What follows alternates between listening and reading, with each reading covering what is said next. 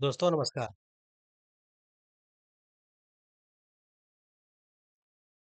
नमस्कार, स्वागत है आप सभी का हमारे इस यूट्यूब चैनल पर। मैं हूं doctor S R Sagar from BN college Bhagalpur से।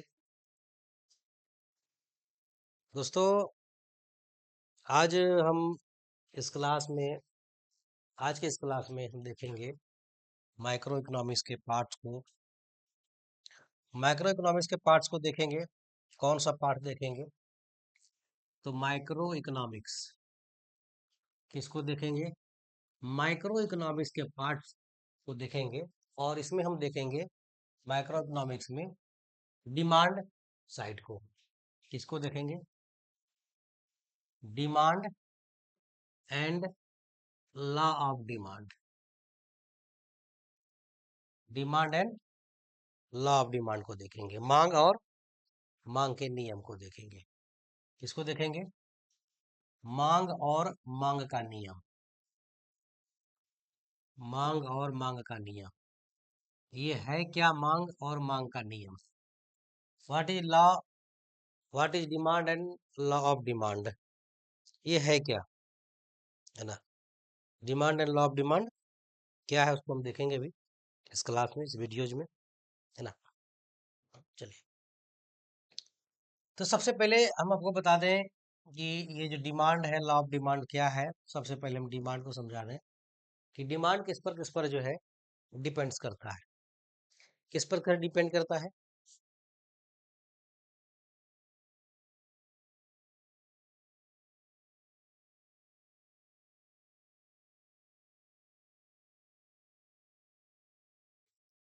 किस पर डिपेंड करता है?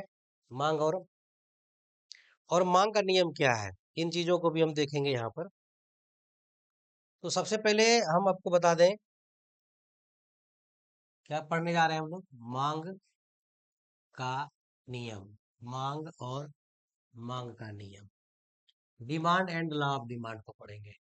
अच्छा, सबसे पहले बताइए हमको, कोई भी प्रोडक्ट है, मान लीजिए कोई एक्स गुड्स है, कोई भी गुड्स है, एक्स गुड्स, उसका जो मांग है किस पर डिपेंड करता है? किसका किसका फंक्शन है, किन किन चीजों पर डिपेंड करता है? कोई बताइएगा। देखिए, ये जो डिमांड है, ये डिपेंड किस पर करता है, उसको आप बता देते हैं। ये जो वो गुड्स है जिसको आप परचेज कर रहे हैं, एक्स गुड्स, उसकी प्राइस कितनी है। इसके अलावे पीआर, उससे संबंधित मिलती जुलती वस्तुओं की कीमत कितनी है। उसके बाद मान लीजिए कि अदर हैबिट जो कंज्यूमर का है, एज, टेस्ट कैसा है ना, प्रेफरेंस कैसा है, अदर रिलेटेड गुड्स कैसा है, इनकम कैसा है, कंज्यूमर का इनकम क्या है ना।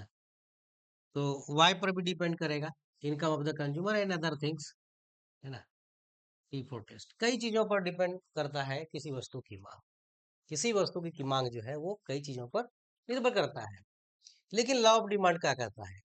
लॉ ऑफ डिमांड कहता है when other things remain constant. Other things क्या कांस्टेंट रहेगा? When other things remain constant, except price, मतलब प्राइस को छोड़कर अगर बाकी को हम कांस्टेंट मान लें, क्या करें इसको?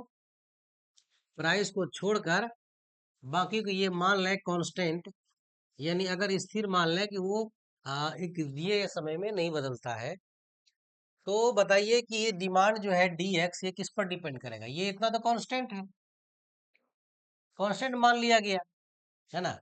माना कि अदर थिंग्स जो है, अदर थिंग्स जो है, या जो आपने चर्चा किया यहाँ पर, वो कांस्टेंट मान लिया। क्या मान लिया? कांस्टेंट मान लिया, स्थिर मान लिया। तो अब ये जो डिमांड है किस पर डिपेंड करेगा? डिमांड किस पर डिपेंड करेगा? सिर्फ और सिर्फ प्राइस पर, क्योंकि अदर को तो हम कांस्टेंट मान लिए, कि ये मान लिए कि एक गिवन पीरियड में ये सब नहीं बदलता है ना। तो ये आप मान लिए, क्या मान लिए? कि ये चीजें जो है, ये चीजें इतनी मान लीजिए कि हमने अस्थिर मान लिया, तो वो डिमांड डिपेंड करेगा प्राइस पर। So demand is the function of price. ये क्या हो गया? Demand is the function of price. Demand, अगर एक्स वस्तु का डिमांड है, एक्स वस्तु की प्राइस पर डिपेंड करेगा। और अगर मान लीजिए वाई वस्तु का डिमांड है, तो ये वाई वस्तु के प्राइस पर डिपेंड करेगा, है ना। ये कहता है लॉ ऑफ डिमांड। अब ये क्या डिपेंड करेगा, क्या रिलेशन है दोनों के बीच में? देखिए, दोनों के बीच संबंध कैसा है कि जैसे अभी आपने देखा, डिमांड अगर एक्स गुड्स का है, फंक्शन ऑफ एक्स गुड्स के प्राइस का है। क्यों भाई? कि अदर थिंग्स जो था, अदर थिंग्स क्या था? रिलेटेड गुड्स का प्राइस, कंज्यूमर का हैबिट था, टेस्ट था, कंज्यूमर का इनकम था, है ना, एक्सेट्रा था। इन सबको क्या मान लिया गया? अदर थिंग्स जितना भी है सबको कांस्टेंट मान लिया, यानी कि इसको स्थिर मान लिया। तो उस समय जो वस्तु एक्स है, इसका ये डिमांड जो है डिपेंड करेगा पी एक्स पर। यानी पी एक्स क्या है? पी एक्स प्राइस है ना। डी एक्स क्या है? Demand for X goods. D x क्या है? Demand for X goods. X goods की मांग कितनी है? डिमांड फॉर एक्स गुड्स, है ना। एक्स गुड्स की डिमांड कितनी है? और अगर यहाँ पी एक्स है, इसका मतलब क्या है? P for price of X goods. X goods, x goods की प्राइस, है ना। तो क्या हो गया कि किसी वस्तु का जो डिमांड है वो डिपेंड करेगा उस वस्तु की कीमत पर। ये कहता है मांग का नियम। तो मांग का नियम क्या कहा? अन्य बातों के समान रहने पर, देखिए क्या कहता है, when other things remain constant. अन्य बातों में क्या क्या आपको बता दिए। अन्य बातों के समान रहने पर, क्या है? अन्य बातों के समान रहने पर, है ना, किसी वस्तु एक्स की मांग, किसी वस्तु एक्स मान लीजिए की मांग है, उसकी कीमत यानी एक्स की कीमत पी एक्स के साथ विपरीत संबंध है। क्या है? विपरीत संबंध है, के साथ विपरीत संबंध है। किसके किसके बीच में? कीमत और एक्स की कीमत और एक्स के डिमांड में, है ना। There are inverse relationship between, there are inverse relationship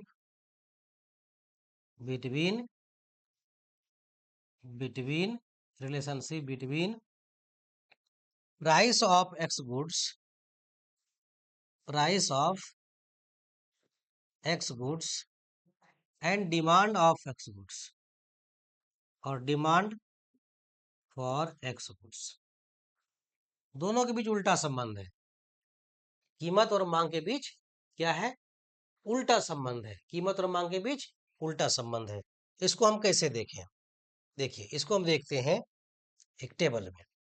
जैसे मान लीजिए एक तरफ प्राइस को अगर आप रख लें, है ना, किसको रख लें? कीमत को रख लें, है ना। एक तरफ क्या रखा है? कीमत को। यहाँ पर आप रख लीजिए प्राइस को, यानी कीमत को, और यहाँ उसकी मांग की मात्रा को रख लीजिए। मांग की मात्रा को रख लेते हैं, ठीक है।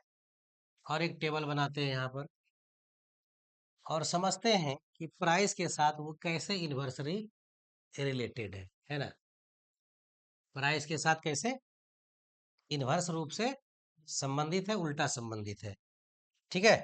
चलिए, हम आपको लेके चलते हैं। जैसे मान लीजिए प्राइस है 5, 10, 15, 20, और मान लीजिए 25। प्राइस हमने मान लिया, या ऐसा भी मान सकते हैं आप कि इसको ये मान सकते हैं 1, 2, 3, 4, 5, अपनी सुविधा अनुसार जैसा होगा वैसा मान लीजिएगा, ठीक है। अब मान लीजिए जब प्राइस 1 रुपया है तो डिमांड जो है मान लीजिए 100 यूनिट की होती है।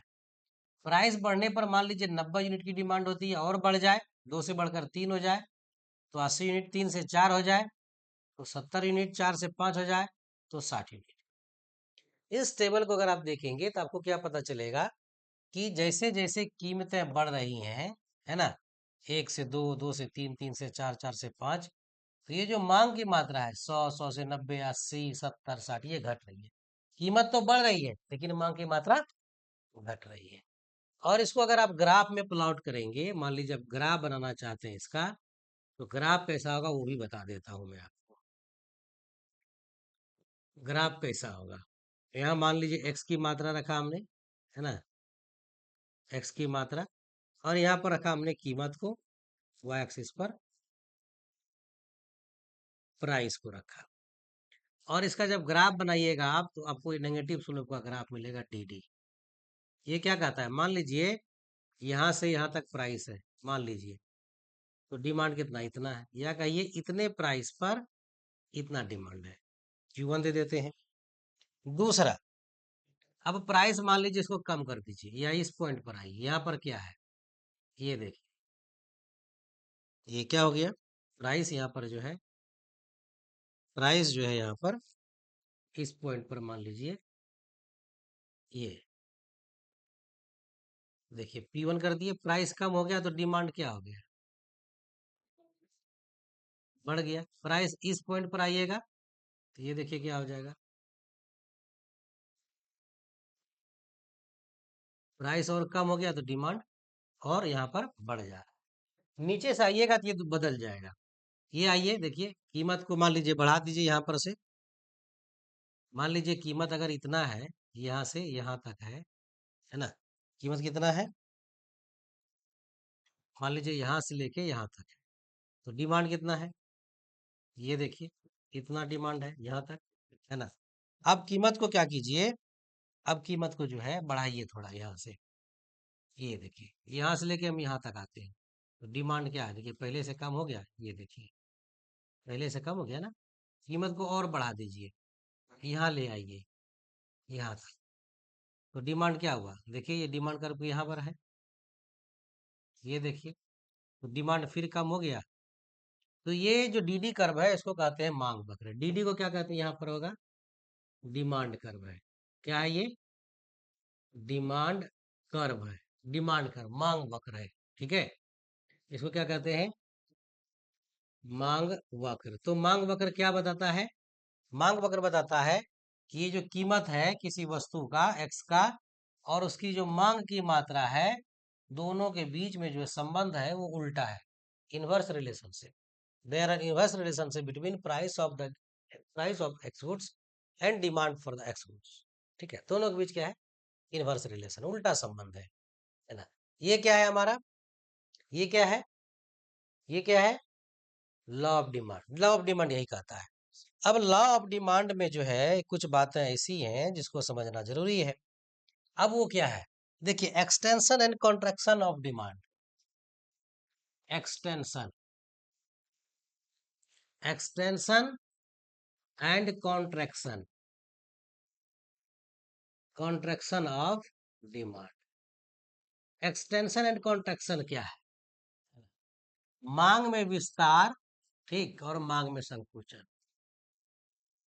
मांग में विस्तार व मांग में संकुचन। मांग में संकुचन,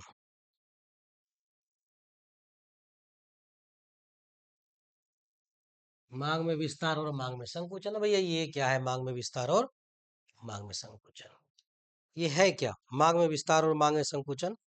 कोई बताओगे जी, कोई बताओगे तो बताओ, कौन जानते हो बताओ, कोई जान रहे हो तो बताओ जल्दी से, है ना। मांग में विस्तार और मांग में संकुचन, ये क्या है, देखो मांग में विस्तार मांग में संकुचन क्या है। अभी जो आपने देखा, क्या देखा, क्या देखा अभी आपने, कि ये जो आपने देखा लॉ ऑफ डिमांड, अरे यार,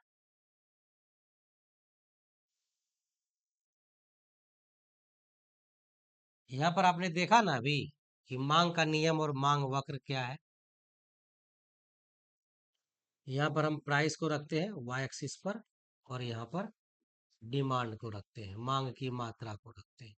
और आप डिमांड कर अभी देखिए नेगेटिव स्लोप का होता है, डी डी। होता क्या है,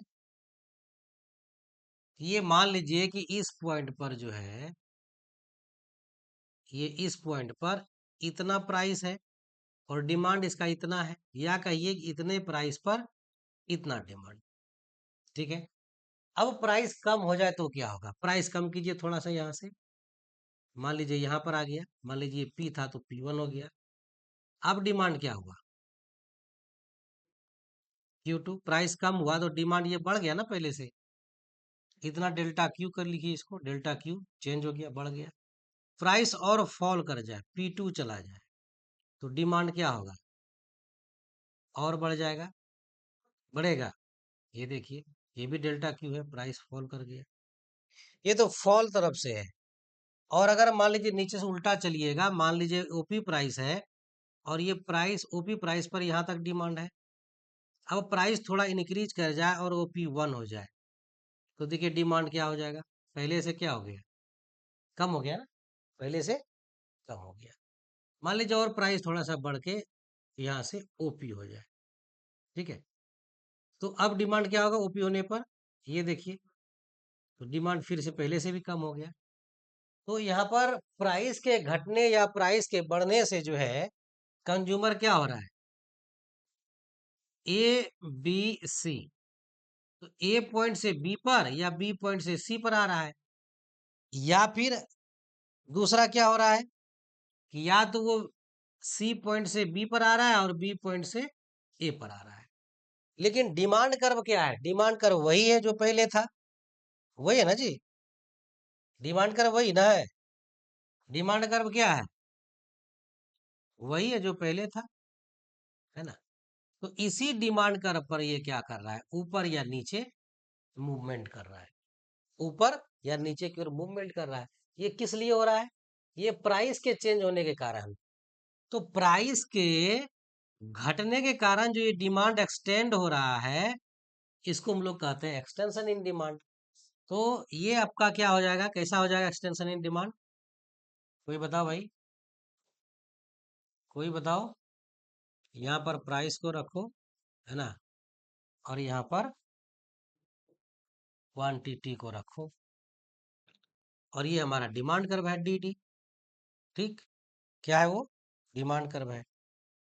अब मान लीजिए इतना प्राइस है ओपी, इस पर डिमांड इतना है, या कहिए इतना प्राइस पर इतना डिमांड। अब प्राइस को थोड़ा कम कर दीजिए, देखिए क्या होता है। प्राइस कम करने से क्या हो गया? डिमांड थोड़ा बढ़ गया इतना। प्राइस को और कम कर दीजिए, तो डिमांड क्या हुआ? और थोड़ा बढ़ गया। तो ये ए पॉइंट, बी पॉइंट और सी पॉइंट, यानी यहां से ये यहाँ और यहां से यहाँ, ये जो पॉइंट हुआ कि ए से बी पर, बी से सी पर, ये किस लिए हुआ? कि प्राइस के घटने के कारण हुआ, है ना। प्राइस के घटने के कारण होगा। तो ये जो ए से बी, बी से सी पर जा रहा है, इसको हम लोग कहते हैं एक्सटेंशन इन डिमांड। क्या कहते हैं? Extension in demand. Extension in demand, मांग में विस्तार। क्या कहते हैं इसको? मांग में विस्तार। और इसी का उल्टा लेके चलिएगा, इसी का उल्टा तो हो जाएगा मांग में संकुचन। कैसे करेंगे उसको? कैसे ले जाएंगे उसको? तो ये ग्राफ बना रहे हैं, देखिएगा इसको। एक्स पर क्या रखेंगे, वाई एक्सिस पर क्या रखेंगे, आपको पहले से पता है। एक्स एक्सिस पर डिमांड को रखेंगे, वाई एक्सिस पर प्राइस को। और मान लीजिए कि आपका डिमांड कर्व जो है ये है, और मान लीजिए कि ओपी प्राइस पर इसका डिमांड इतना है, या कहिए इतना प्राइस पर इतना डिमांड है। अब मान लीजिए प्राइस थोड़ा सा बढ़ जाए और बढ़ के OP1 तक हो जाए, तब देखिए डिमांड क्या होता है? पहले से कम हो गया। और मान लीजिए प्राइस बढ़ जाए यहाँ से, तब देखिए डिमांड क्या होता है? क्या हो गया बताइए? कम हो गया ना जी। तो यहाँ पर प्राइस के कम होने से क्या हो रहा है? कंज्यूमर इस पॉइंट पर से इस पॉइंट पर, इस पॉइंट पर से इस पॉइंट पर, यानी यहाँ से यहाँ और यहाँ से यहाँ आ रहा है। इसको हम क्या कहते हैं? क्योंकि ये प्राइस के बढ़ने के कारण क्या हुआ, ये नीचे से उसी डिमांड कर्व पर है, सेम डिमांड कर्व पर है, डिमांड कर्व चेंज नहीं हुआ, उसी डिमांड कर्व पर ये नीचे से ऊपर क्यों जा रहा है। इसको हम लोग कहते हैं कॉन्ट्रैक्शन इन डिमांड। क्या कहते हैं? Contraction in demand. Contraction in demand क्या है? मांग में संकुचन। क्या कहते हैं इसको? मांग में संकुचन कहते हैं। तो ये हो गया मांग में विस्तार और मांग में संकुचन। समझ में आ गया आपको? चलिए, अब क्या है कि ये मांग में विस्तार मांग में संकुचन आपने समझ लिया। अब हम चलेंगे कि जो मांग में वृद्धि है या मांग में कमी है वो क्या है भाई? इंक्रीज इन डिमांड और डिक्रीज इन डिमांड, उसको भी हम देखेंगे, है ना। इंक्रीज इन डिमांड और डिक्रीज इन डिमांड। और यदि हमारे चैनल को भी आप देख रहे हैं और अब ये क्लास हमारा कैसा लगा, हमको आप कमेंट बॉक्स में बताइए कि क्लास हमारा कैसा लगा। हालांकि अभी और चलेंगे, और यदि इसमें कोई सुधार की आवश्यकता होगी तो मैसेज कीजिएगा, तो भी देखेंगे भाई कैसे हम आपको बेटर सर्विस दे सकते हैं, कैसे हम आपको अच्छे तरीके से समझा सकते हैं। और अब यहाँ हम जो देखेंगे वो हम देखेंगे, क्या देखेंगे? मांग में वृद्धि और मांग में कमी को। इसको हटा दें, नोट कर लीजिए, या रुकिए हम इसको जो है पेज दूसरा जोड़ लेते हैं, बाद में आपको हम भेज देंगे। अब क्या है? मांग में वृद्धि,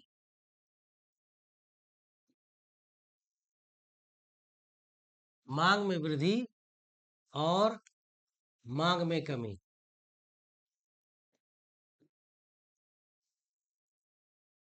मांग में वृद्धि और मांग में कमी, इंक्रीज इन डिमांड और डिक्रीज इन डिमांड, ये क्या है?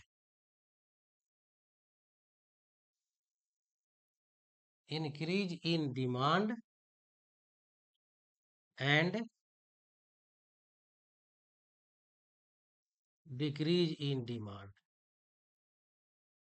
इंक्रीज इन डिमांड और डिक्रीज इन डिमांड, ये क्या है भैया? देखिए, इसको समझने के लिए कॉन्सेप्ट आपको समझना पड़ेगा। वो कॉन्सेप्ट क्या है मैं बता दूं आपको। जैसे अभी आपने देखा था, मान लीजिए कोई गुड्स एक्स गुड्स है, और एक्स गुड्स जो है वो कई चीजों पर उसकी मांग जो है, डिमांड फॉर एक्स गुड्स है, कई चीजों पर डिपेंड करता है। जैसे आपने देखा था कि ये जो है कई चीजों में, जैसे कि फंक्शन ऑफ उसी गुड्स का प्राइस कितना है, उससे रिलेटेड गुड्स का प्राइस कितना है, कंज्यूमर का इनकम कितना है, हैबिट कैसा है, टेस्ट कैसा है ना, या प्रेफरेंस कैसा है, एक्सेट्रा, कई चीजों पर डिपेंड करता है, कई चीजों पर डिपेंड करता है। वहां आपने इसके पहले देखा था एक्सटेंशन इन डिमांड और कॉन्ट्रैक्शन इन डिमांड, या लॉ ऑफ डिमांड में आपने देखा था कि यहाँ पर अदर थिंग्स को रिमेन कांस्टेंट मान लिया था। यहाँ पर इतने चीजों को क्या माना था लॉ ऑफ डिमांड में? कांस्टेंट मान लिया था कि गिवन पीरियड में ये स्थिर रहते हैं। और ये भी आपने देखा था कि अगर डिमांड में एक्सटेंशन या कॉन्ट्रैक्शन होता है, यानी डीडी अगर हमारा ऐसा है, तो अगर ये पी पर ये Q1 डिमांड है और P1 पर जो है Q2 डिमांड है, तो प्राइस के फॉल होने से डिमांड बढ़ता है। तो ये यहाँ से ए से बी पॉइंट पर आता है, उसी डिमांड कर पर है। और यहाँ पर प्राइस के चेंज होने के कारण ऐसा है। लेकिन इंक्रीज इन डिमांड और डिक्रीज इन डिमांड में क्या होगा? वो प्राइस के कारण नहीं होता है, वो अदर किसी कारण से होता है। ठीक है, क्या होता है? अदर किसी कारण से होगा। जैसे मान लीजिए अगर हम आपको ये कहें कि प्राइस, ये जो डिमांड है वो प्राइस नहीं बल्कि अदर चीजों के बदलने से बदले, जैसे मान लीजिए कंज्यूमर का इनकम ही बदल जाए, या रिलेटेड गुड्स की कीमत चेंज हो जाए, हैबिट चेंज हो जाए, टेस्ट चेंज हो जाए, प्राइस उतना ही रहना है। तो प्राइस को छोड़कर अगर अदर चीजें बदलती हैं, तो उस कंडीशन में क्या होगा? सेम प्राइस पर डिमांड ज्यादा होगा। क्या होगा? डिमांड ज्यादा या कम होगा, यानी डिमांड भी बदलेगा।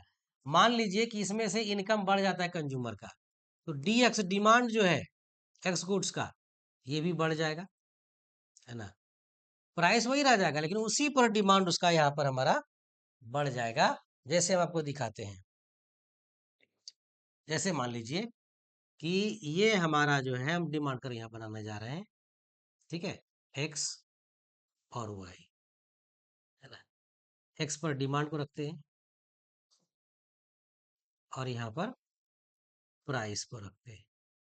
अब मान लीजिए ये डिमांड कर्व है, डी डी, क्या है? दीदी, दीदी कहो, डीडी कहो, जो कहना है कहो, डी डी है हमारा डिमांड कर्व। और यहाँ पर आपको दिख रहा है कि मान लीजिए ओपी प्राइस है, तो ओपी प्राइस पर हमारा इतना डिमांड है, या कहिए इतना प्राइस पर इतना डिमांड है। और मान लीजिए प्राइस कम हो जाए तो इस प्राइस पर क्या हो जाएगा, डिमांड चेंज हो गया। तो ये तो एक्सटेंशन इन डिमांड है ना।